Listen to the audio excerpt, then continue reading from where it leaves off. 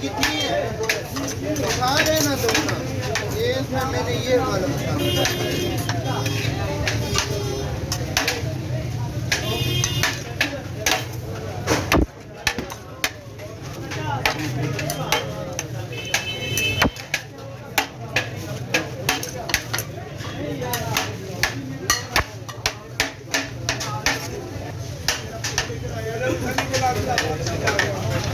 बच्ची आगे ले लें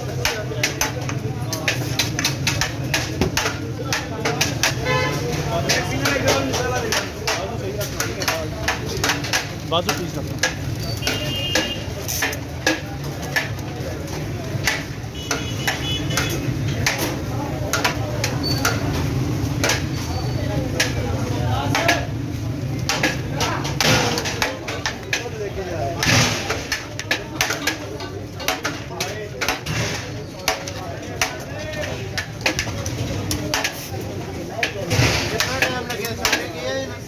हाँ हो गया 2